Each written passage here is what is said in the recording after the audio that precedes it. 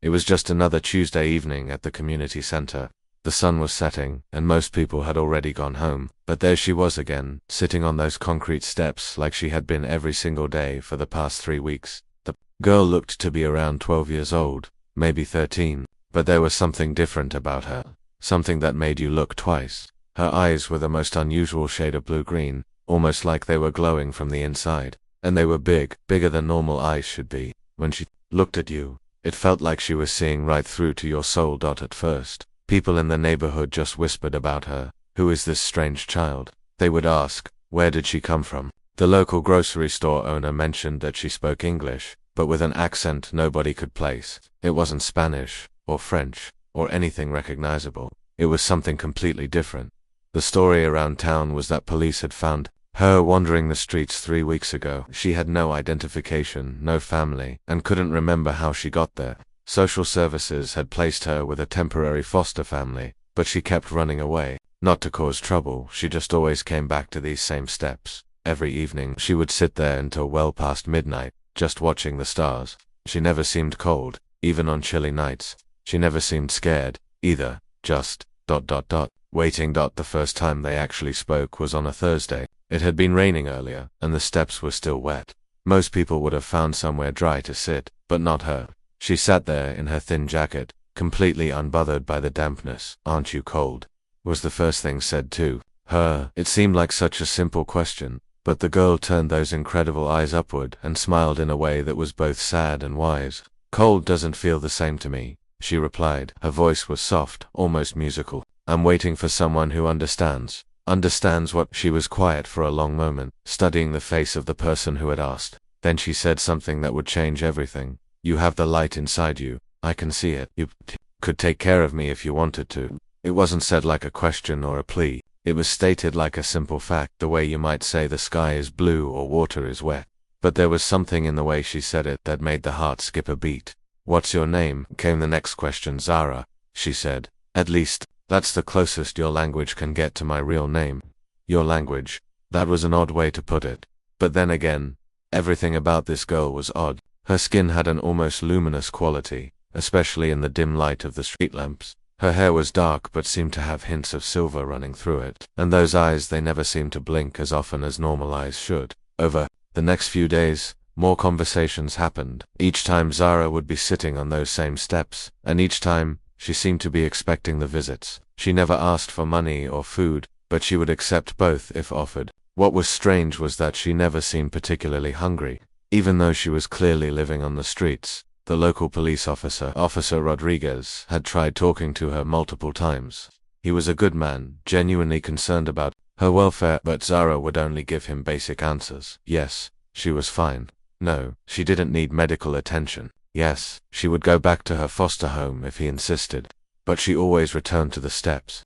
She's not like other runaway kids, Officer Rodriguez confided one evening. Most of them are angry or scared or trying to prove something. But this girl, it's like she's waiting for something specific or someone specific. And he was right. Zara had a quality of patience that seemed impossible for someone her age. She would sit for hours without moving, without getting restless, without pulling out a phone or finding something to do with her hands.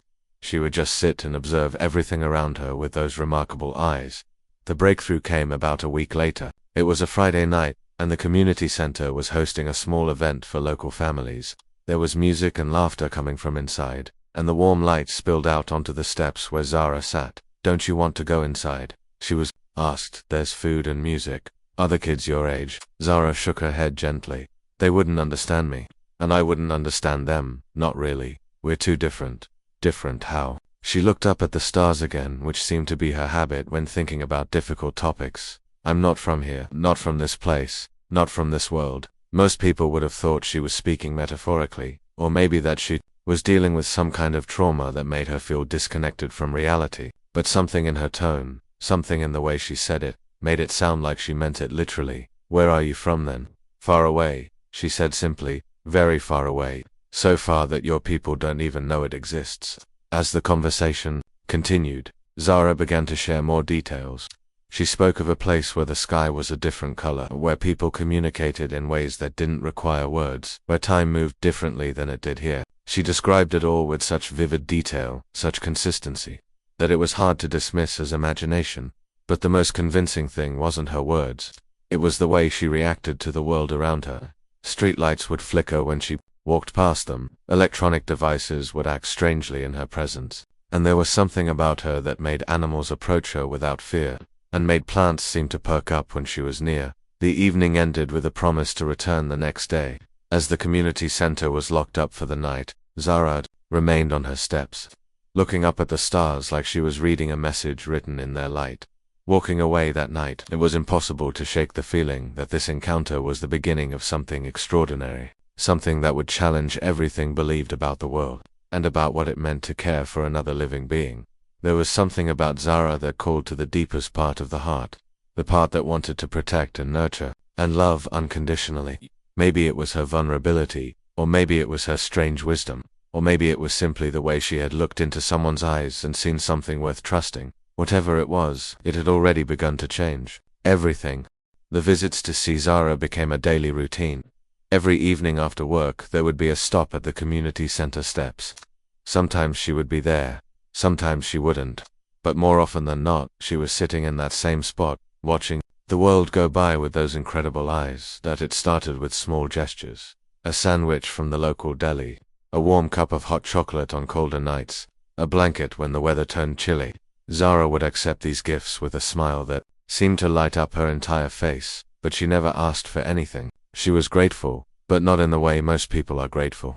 It was more like she was touched by the kindness itself rather than the actual items. Trust came slowly. For the first week, conversations were brief and surface level. Zara would answer questions politely but wouldn't volunteer much information.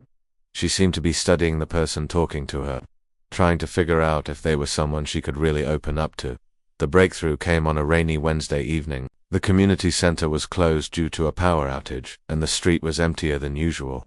Zara was sitting under a small overhang, staying dry, when the conversation took a different turn.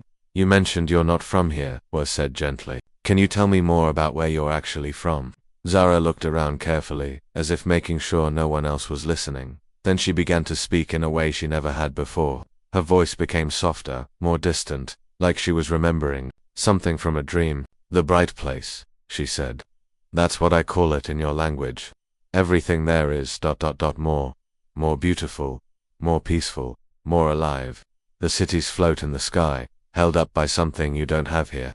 The buildings are made of materials that sing when the wind touches them." She paused, closing her eyes as if she could see it all again. "The people there don't look exactly like humans. We're taller, and our eyes are bigger because we need to see more colors than you do. We have 7 suns instead of 1, and they all shine different colors throughout the day." The detail was incredible. She described how people in her world communicated through touch and color as much as they did through words. She talked about transportation that didn't require vehicles, about food that grew in patterns too beautiful to eat, about art that existed in dimensions humans couldn't perceive. "How did you end up here?" seemed like the obvious next question. Zara's expression grew sad. "I was on a learning journey. In my world, when young people reach a certain age, they travel to different places to understand the universe better. I was part of a group that was studying worlds like yours, places where people are still learning how to live in harmony with each other and their environment." She explained that the journey was supposed to be supervised and safe. They had guides who knew how to navigate between worlds, and they were never supposed to be alone. But something had gone wrong during the transition between her world and this one. "There was a storm," she said, though she clarified that it wasn't a weather storm like humans would understand. It was more like a tear in the fabric between worlds. Our group got separated, and I found myself here, alone, with no way to get back." The more she talked, the more details emerged. She had been wandering around different places on Earth for months before ending up in this town. She had tried to find other people like herself, but Earth was too big and she was too weak from being separated from her people. "We're not meant to be alone," she explained. "My people, we're connected to each other in ways that humans aren't. Being cut off from that connection is like, imagine if you suddenly couldn't breathe properly, but you could still survive. That's what this feels like." That explained so much.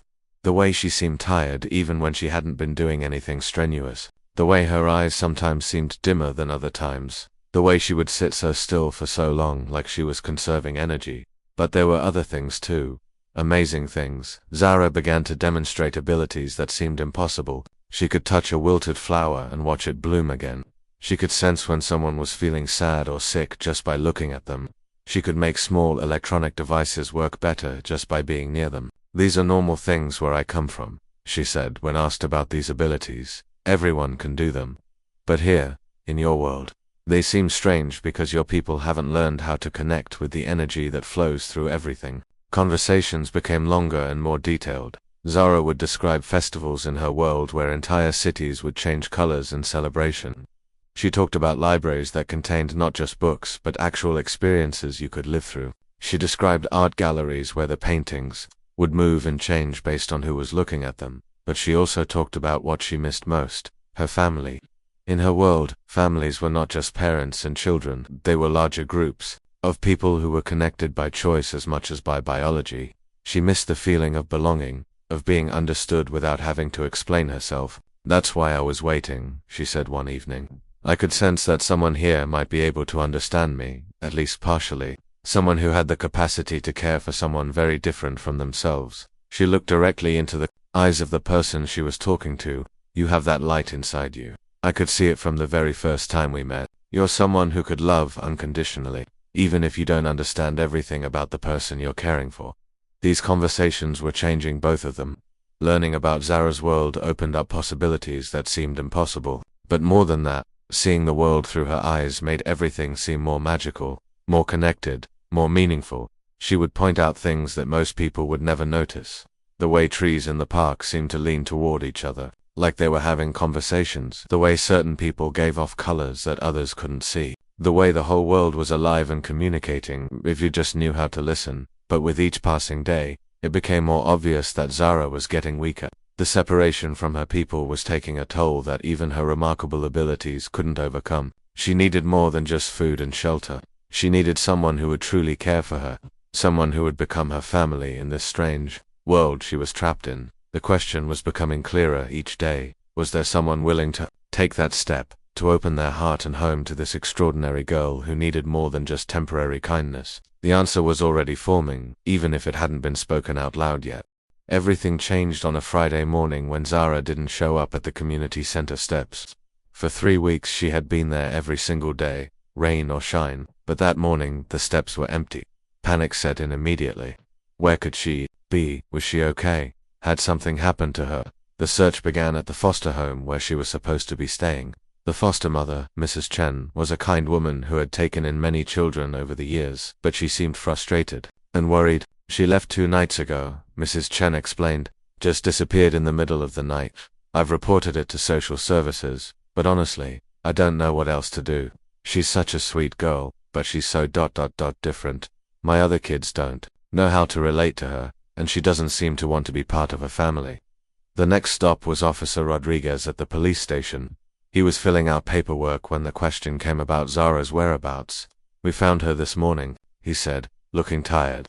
She was in the park, sitting under that big oak tree by the pond. She wasn't hurt or anything, just waiting. When I asked her what she was waiting for, she said she was waiting for the right person to make the right choice. That afternoon, there was a long walk to the park. Zara was exactly where Officer Rodriguez had said she would be, sitting cross-legged under the massive oak tree, but something was wrong. Her skin, which had always had that subtle glow, looked pale and dull. Her eyes, normally so bright and alert, seemed tired and distant. Zara. The voice was gentle, concerned. Are you all right?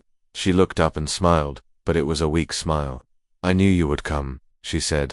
I've been waiting for you to make your decision. What decision? The decision about whether you're going to take care of me, she said simply. Really, take care of me. Not just bring me food and blankets, but actually become my family. The words hit like a physical blow. The thought had been growing in the back of the mind for weeks, but hearing it said out loud made it real. Taking care of a child was a huge responsibility. Taking care of a child like Zara with her mysterious background and special needs would be even more complicated. Zara, I don't know if I'm qualified to. You are, she interrupted gently. You're the most qualified person I've met on this world. You see me for who I really am, not just what I appear to be. You believe my story when everyone else thinks I'm making it up or that I'm sick in some way. Over the next few days, the internal struggle was intense. There were so many questions, so many concerns. What would family and friends think? How would the legal system handle adopting a child with no official records? What about the financial responsibility? What if Zara's health continued to decline? But there were other considerations too. Every night, the image of Zara sitting alone under that tree would come to mind. This extraordinary girl who had traveled across the universe only to find herself abandoned and misunderstood was slowly fading away, not just physically, but spiritually. She was losing hope. The conversations with family members were challenging. Some were supportive, understanding that this was about helping a child in need. Others were worried and skeptical. You don't know anything about her real background, one family member pointed out. What if she's dangerous? What if she's making everything up? What if she has some kind of mental illness that requires professional help? These were valid concerns, and they deserved honest consideration. But then there were the memories of Zara's gentle nature, her wisdom, her obvious kindness toward every living thing she encountered. Dangerous was the last word anyone would use to describe her. The meeting with the social worker, Ms. Patterson, was both encouraging and frustrating. She was a good person who genuinely cared about the children in her care, but she was also bound by rules and regulations. The process for becoming a foster parent isn't simple, she explained. There are background checks, home visits, training classes, and a lot of paperwork.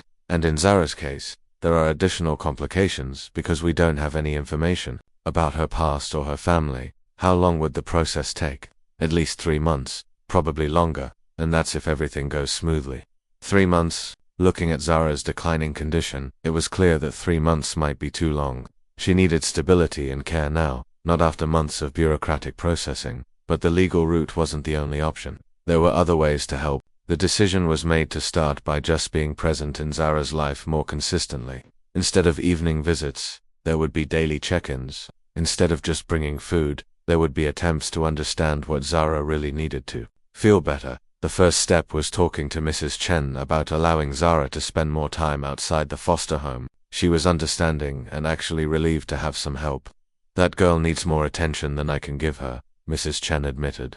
She's not difficult, but she's so different from other children. She doesn't play with toys, she doesn't watch TV, she doesn't seem interested in normal kid activities. She just sits and thinks, or she talks about things that sound like science fiction. With Mrs. Chen's permission, Zara began spending her days at the community center. There was a small office there that wasn't being used, and it became a quiet space where Zara could rest, and where they could have their daily conversations. The improvement in Zara's condition was almost immediate. Having someone who visited her every day, who listened to her stories, who believed in her, seemed to give her strength. Her eyes began to brighten again, and some of the color returned to her skin. But it was during one of these daily visits that Zara shared something that changed everything. She was looking weaker again, and when asked about it, she became very serious. My people age differently than humans, she explained. What looks like a child's body to you has actually been alive for much longer than a human child. But being separated from my world is changing that. I'm starting to age in your time instead of my time. What does that mean? It means I'm running out of time, she said quietly. If I don't find a way to connect with someone who can truly care for me, who can become my family, I might not survive much longer in this world. The weight of that revelation was overwhelming. This wasn't just about providing temporary help to a homeless child. This was about saving a life. Zara needed more than just food and shelter. She needed love, commitment, and the security of knowing that someone would be there for her no matter what. That night, the decision finally crystallized. All the concerns about legal complications, family opinions, and personal readiness seemed less important than the simple fact that Zara needed help, and there was an opportunity to provide it. The next morning the call was made to Ms. Patterson to begin the formal process of becoming Zara's guardian. It would be complicated, it would be challenging, and it would change everything about life as it was known. But looking at Zara's face when she heard the news, seeing the hope return to those extraordinary eyes, made it clear that this was the right choice. Some decisions aren't about what's easy or convenient, they're about what's necessary, what's right, and what love demands of us. Zara smiled that day in a way she hadn't smiled since that very first meeting. I knew you would choose me, she said. I could see it in your light from the very beginning. The day Zara moved into her new home was both exciting and terrifying. After months of paperwork, interviews, and home visits, the legal process was finally complete. But having official permission to care for someone and actually knowing how to do it were two completely different things. Zara stood in the doorway of what would be her bedroom, holding a small bag that contained everything she owned. Her eyes were wide as she took in the space: a real bed with soft blankets, a desk by the window, shelves waiting to be filled with books and personal items. "This is really mine?" she asked, her voice barely above a whisper. "It's really yours," came the response. "For as long as you want it to be." She walked slowly around the room, touching everything gently as if she couldn't quite believe it was real. When she reached the window, she stopped and looked out at the backyard where a small garden was growing. "I can see the stars from here," she said, and for the first time in months, she looked truly happy. But the adjustment wasn't easy for either of them. Zara had never lived in a human home before, and there were so many things she had to learn. Simple things like how to use the shower, how to work the microwave, even how to sleep in a bed instead of sitting upright all night. The first morning there was a gentle knock on her bedroom door at 7 o'clock. No answer. Opening the door carefully, Zara was found sitting cross-legged on the floor by the window, perfectly still, eyes closed. "Zara, are you okay?" Her eyes opened slowly, and she smiled. "I was greeting the morning," she said. "In my world, we always spend the first hour of each day connecting with the energy around us. I forgot that humans don't do this." "You can still do it," was the quick response. "This is your home now. You don't have to change everything about yourself to fit in." That became an important lesson for both of them. Zara didn't need to become fully human, and her new guardian didn't need to understand everything about her world. They just needed to create a space where both could be themselves. The morning routine became a special time. While Zara did her daily meditation, breakfast would be prepared. She preferred simple foods, fruits, vegetables, and water. Heavy or processed foods seemed to make her uncomfortable, as if her body wasn't designed to handle them. "Everything tastes so intense here," she explained one morning over a bowl of strawberries. "In my world, food is gentler. It nourishes without overwhelming your senses." Education was another challenge. Traditional school was clearly not going to work for Zara. She was incredibly intelligent, but her knowledge was so different from what human children learned. She could explain complex concepts about energy and the universe, but she had never heard of basic historical events or mathematical concepts that Earth children took for granted. The decision was made to homeschool her. This turned out to be one of the best choices possible. Zara was a brilliant student when she could learn at her own pace and in her own way. She absorbed information like a sponge, especially anything related to science and nature. "Your scientists are just beginning to understand things my people have known for thousands of years," she would say while reading about quantum physics or environmental science. "But they're asking the right questions. That's what matters." She had insights that were far beyond her apparent age. When studying environmental issues, she would explain how different worlds had solved similar problems. When learning about human history, she would compare it to the development of other civilizations she had encountered.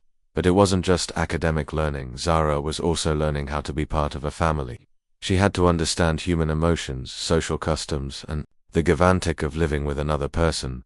The first argument happened about a month after she moved in. Zara had been trying to help by using her abilities to make the houseplants grow faster.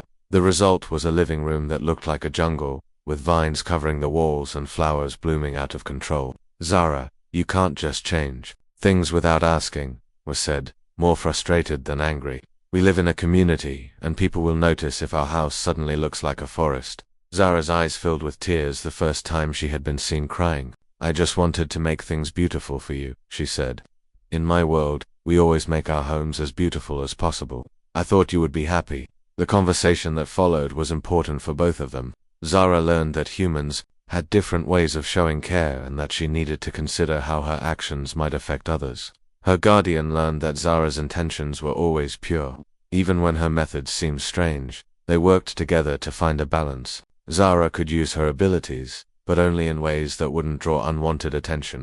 She could help the garden grow, but slowly and naturally. She could sense when someone was feeling sad or sick, but she had to be careful about how she responded to that information. These lessons led to some beautiful moments. When a neighbor was going through a difficult time, Zara would quietly encourage flowers to bloom in their yard. When a local pet was sick, she would find ways to be near them, letting her healing energy help them recover. She learned to be helpful without being obvious about it. The relationship deepened as they created new traditions together. Every evening they would sit outside and look at the stars while Zara told stories about her world. She would point to different constellations and explain what they meant to her people, or describe the colors she could see in the night sky that human eyes couldn't perceive. That star, there, she would say, pointing to a bright point of light, is actually 3 stars dancing together. They've been partners for millions of years, and they create music that travels across the galaxy. These stories became a bridge between their worlds. Zara was sharing her heritage, while also learning to appreciate the beauty that existed on Earth. She began to notice things about the human world that even her guardian had never paid attention to. "Your birds are so brave," she observed one morning while watching sparrows in the garden. "In my world, creatures that small wouldn't dare to sing so loudly. But here, they announce themselves to the whole world without fear." "You make everything sound more magical," came the response, and it was true. Living with Zara meant seeing the world through new eyes, noticing the extraordinary in the ordinary, but perhaps the most important part of their life together was the simple fact that they were there for each other. When Zara had nightmares about being lost between worlds, there was someone to sit with her until she felt safe again. When her guardian had a difficult day at work, Zara would sense it immediately and find small ways to provide comfort. "I'm getting stronger," Zara said one evening, about 6 months after moving in. "The connection to you is healing me. I'm not fading anymore." And it was true. The pale, tired girl who had sat on the community center steps had been replaced by someone who glowed with health and happiness. Her eyes were brighter, her smile came more easily, and she moved with a confidence that hadn't been there before. "You saved my life," she told her guardian one night while they were stargazing. "Not just by giving me a home, but by believing in me. By loving me even when I was strange and different and difficult to understand." "You saved mine too," was the honest response.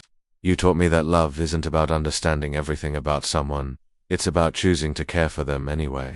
As they sat together under the stars, both of them knew that they had found something precious. They had found family in the most unexpected way, and they had created a home where both of them could truly belong. 2 years of happiness came to an unexpected end on a Tuesday morning in spring. Zara had been quieter than usual for several days, spending more time in meditation and staring at the stars with an intensity that hadn't been seen since her early days on the community center steps. "Something is happening," she said over breakfast, her voice soft and distant. "I can feel them calling to me." "Who's calling to you?" "My people," she replied, setting down her cup of tea with trembling hands. "They've found me. After all this time, they've finally found me." The words should have been cause for celebration. Zara had been separated from her family for years, trapped in a world that wasn't her own. But instead of joy, there was only a sinking feeling in the pit of the stomach. "What does that mean?" came the careful question. Zara looked out the window at the garden they had tended together, at the flowers she had helped bloom, at the life they had built. "It means I have to make a choice," she said. "The most difficult choice I've ever had to make." Over the next few days, Zara explained what was happening. Her people had been searching for her ever since she disappeared, but traveling between worlds was dangerous and complicated. They had to be careful not to disrupt the natural order of things.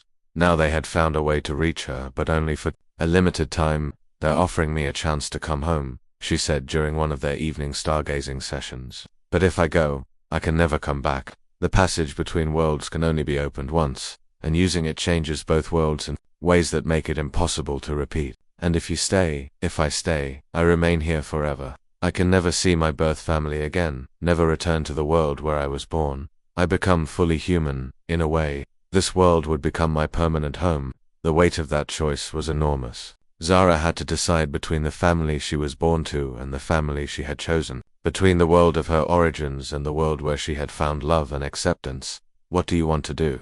seemed like the most important question, even though asking it felt like tearing apart from the inside. "I don't know," Zara admitted, and for the first time since they had known each other, she looked truly lost. "I love them, and I miss them terribly. But I love you too. This has become my home in ways I never expected." The next few weeks were the most difficult either of them had ever experienced. Zara was torn between 2 worlds, 2 families, 2 completely different futures. She would spend hours in meditation, trying to connect with her people and understand what they wanted her to do. "They're not pressuring me," she reported after one of these sessions. "They want me to be happy, whatever that means. But I can hear how much they've missed me, how worried they've been." Meanwhile, her guardian was dealing with their own impossible emotions. The selfish part wanted Zara to stay, wanted to keep this extraordinary girl who had brought so much magic and meaning to life. But the loving part understood that Zara needed to make the choice that was right for her, even if it meant saying, "Goodbye, I want you to be happy." was said during one of their conversations. Whatever that means for you. I want you to choose the life that will make you feel complete. But what if I choose wrong? Zara asked, tears streaming down her face. What if I stay and spend the rest of my life wondering about my birth family? What if I go and spend eternity regretting leaving you? It was an impossible situation with no clear right answer. All they could do was spend time together, talking through Zara's feelings and trying to imagine what each choice might mean for her future. During this time, Zara began sharing more about her people than she ever had before. She described her birth family, parents who had searched for her every day since she disappeared, siblings who had never stopped hoping for her return, friends who had kept her memory alive in their hearts. They've been incomplete without me, she explained, just like I've been incomplete without them, but being here with you has taught me that family isn't just about blood or even about being the same species. It's about love and commitment and choosing to care for each other. As the deadline for her decision approached, Zara began preparing for either possibility. She taught her guardian some of the meditation techniques from her world, so that there would always be a way to feel connected to her, regardless of her choice. If I go, she said, I want you to know that you saved my life in every way that matters. You gave me a home when I was lost, love when I was alone, and hope when I was fading away. And if I stay, I want to spend the rest of my life showing you how grateful I am for that gift. The final decision came on a night when the stars seemed brighter than usual.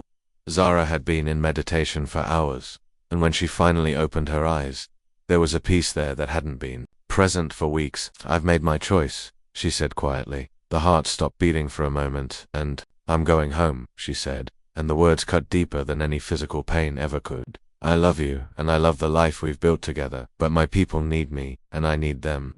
I've been away from them for too long. The tears came then. For both of them, it was the right choice deep down, that was clear.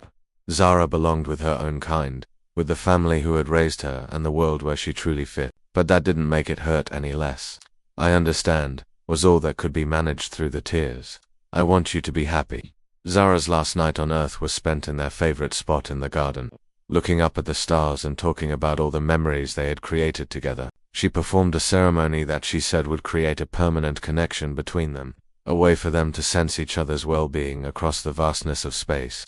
You will always be my Earth family, she said, pressing a small crystalline pendant into trembling hands. This will let you know that I'm safe and happy, and it will let me know the same about you. Will I ever see you again? Not in this lifetime, she said honestly. But connections like ours don't end with physical separation. We'll always be part of each other's story. The next morning Zara was gone. There was no dramatic flash of light, no science fiction special effects. She simply wasn't there anymore. The only sign that she had ever existed was the pendant she had left behind, which seemed to pulse with a gentle, warm light. The grief was overwhelming at first. The house felt empty without her gentle presence. The garden seemed less colorful, without her ability to encourage the flowers to bloom. The stars looked ordinary again, just points of light in the darkness instead of a map to other worlds. But slowly, the sadness began to transform into something else. Gratitude, pride, the deep sense of having been part of something extraordinary. Zara had chosen to trust a stranger with her life, and that trust had been honored. She had been cared for, loved, and ultimately supported in making the choice that was right for her. The pendant became a source of comfort. On difficult days, it would pulse more warmly, as if Zara somehow knew that encouragement was needed. On happy days, it would sparkle more brightly, as if she was sharing in the joy. Years later, the experience with Zara had changed everything about how life was lived. There was a new understanding of what it meant to love unconditionally, to care for someone without expecting anything in return, to be open to the extraordinary possibilities that existed in the world.